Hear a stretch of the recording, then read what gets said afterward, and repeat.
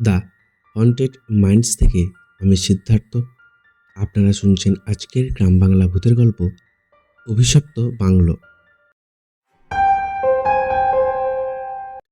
বর্ষার এক গভীর রাতে, ঘড়িতে তখন রাত 1:17। প্রবল বৃষ্টি, আকাশ জুড়ে বজ্রপাত, আর নির্জন গ্রামের মাঝখানে দাঁড়িয়ে আছে এক শতবর্ষীয় পুরনো বাংলো। গ্রামের মানুষ তাকে এক নামে চেনে, অভিশপ্ত বাংলো। কেউ বলে সেখানে একসময় জমিদারের পরিবার আগুনে পুড়ে মারা গিয়েছিল। আবার কেউ বলে সেই বাড়ির নিচে লুকিয়ে আছে অসংখ্য অজানা কবর। তবে একটি কথা সবাই এক বাক্যে স্বীকার করে, যে রাতে ওই বাংলোতে ঢুকেছে সে আর আগের মতো ফিরে আসেনি।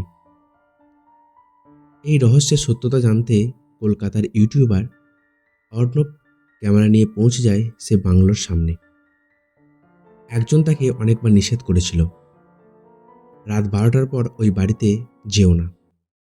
অর্ণব শুধু হেসে বলেছিল, ভূত বলে কিছু হয় না। রাত ঠিক 12টা বাজতেই সে বাংলোর বিশাল মরচে ধরা লোহার গেট ঠেলে ভেতরে ঢুকলো। গেট বন্ধ হওয়ার সঙ্গে সঙ্গে বিকট শব্দে বজ্রপাত হলো। তার ক্যামেরা স্ক্রিনে এক মুহূর্তের জন্য ঝাপসা হয়ে গেল। ভেতরে ঢুকেই সে বুঝতে পারল, বাড়িটা বাইরে থেকে যতটা বড় মনে হয়, ভেতরে তার চেয়েও অনেক বিশাল।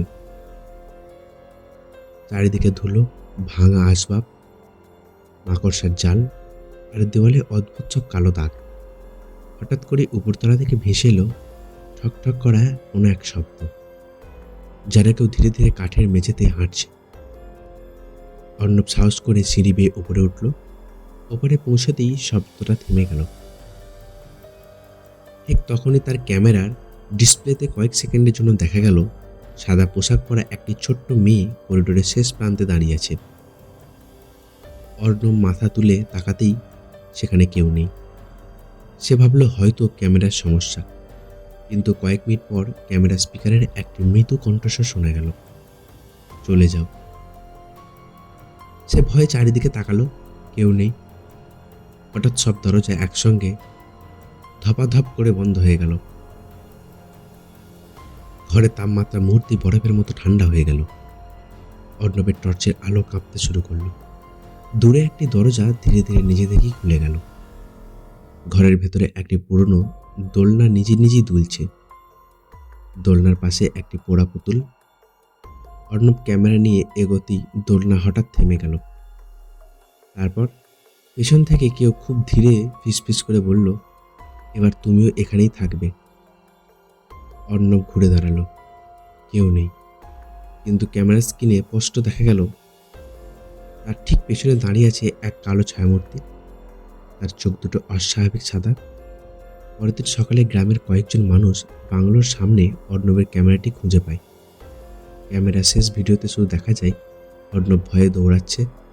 তারপর হঠাৎ ক্যামেরা মাটিতে পড়ে যায়, আর অন্ধকারের মধ্যে একটি বিকৃত কণ্ঠ ভেসে আসে, অভিশাপ এখনও শেষ হয়নি। সেদিনের পর থেকে অর্ণবকে আর খুঁজে পাওয়া যায়নি। অর্ণব নিখোঁজ হওয়ার ঘটনার পর কেটে গেছে প্রায় 1 বছর। গ্রামের মানুষ আরও বেশি ভয় পেতে শুরু করলো। সন্ধ্যার পর কেউ আর বাংলোর পাশের রাস্তা ব্যবহার করতো না। রাত হলে দূর থেকে মাঝে মধ্যে দেখা যেত বাংলোর 2য় তলার একটি জানলায় ক্ষীণ হলুদ আলো জ্বলছে, অথচ বাড়িটিতে বিদ্যুতের সংযোগ বহু বছর আগেই বিচ্ছিন্ন হয়ে গেছে। একদিন শহরের একজন ইতিহাস গবেষক সৌরভ ওই রহস্যের কথা শুনে গ্রামে এলেন। তার বিশ্বাস ছিল প্রতিটি অলৌকিক ঘটনার পেছনেই কোনো না কোনো বাস্তব কারণ থাকে। গ্রামের এক বৃদ্ধ তাকে সাবধান করে বললেন, বাবা, দিনের আলোতে যত খুশি ঘুরে দেখো, কিন্তু সূর্য ডোবার পর ওই বাড়ির ভেতরে যেও না, সেখানে সময়ও ঠিক মতো চলে না। সৌরভ কথাটি হেসে উড়িয়ে দিলেন। সন্ধ্যা নামতেই তিনি টর্চ, ক্যামেরা আর একটি পুরনো মানচিত্র নিয়ে বাংলোর ভেতরে প্রবেশ করলেন। প্রথমে সবকিছু স্বাভাবিক মনে হচ্ছিল, কিন্তু কয়েক মিনিট পর তার ঘড়ির কাঁটা হঠাৎ থেমে গেল। মোবাইলে কোনো নেটওয়ার্ক নেই। আশ্চর্যের বিষয়, বাড়ির প্রতিটি ঘরে একই রকমের ঠান্ডা, যেন বহু বছর ধরে সেখানে সূর্যের আলো পৌঁছায়নি। 2য় তলায় উঠতেই তিনি দেওয়ালে ঝুলে থাকা একটি বিশাল পারিবারিক ছবির সামনে দাঁড়ালেন। ছবিতে জমিদারের পরিবারের সবাই আছে, কিন্তু একটি মুখ কালো রং দিয়ে ইচ্ছা করে মুছে দেওয়া হয়েছে। ঠিক তখনই তার কানে ভেসে এলো শিশুর হাসি। তিনি দ্রুত ঘুরে দাঁড়ালেন। লম্বা করিডোরের শেষ প্রান্তে একটি ছোট্ট মেয়ে দাঁড়িয়ে আছে। তার হাতে সেই একটা পোড়া পুতুল।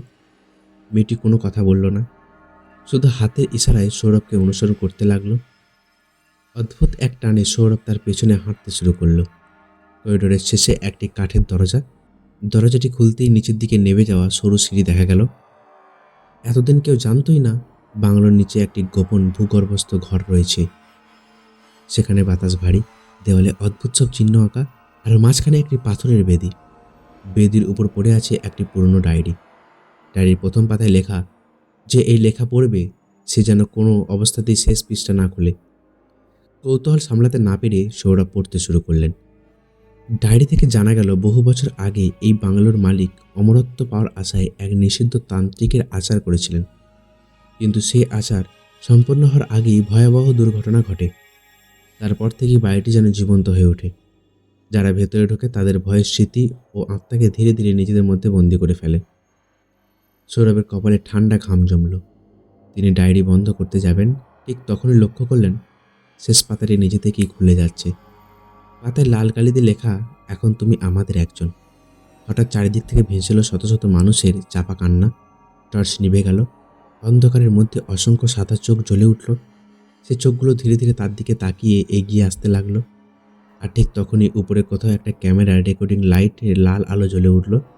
মনে হলো বাংলোটি যেন আরেকটি গল্প রেকর্ড করতে শুরু করেছে, যে গল্পের শেষ আজও কেউ জানে না। আজকের গল্প এই পর্যন্তই বন্ধুরা। আবারও দেখা হবে কালকে একটি নতুন গল্পের সঙ্গে। গল্পটি ভালো লাগলে অবশ্যই একটা লাইক করবেন, একটা কমেন্ট করবেন। আরও এরকম নতুন নতুন ভূতের গল্প শুনতে চ্যানেলটিকে সাবস্ক্রাইব করবেন।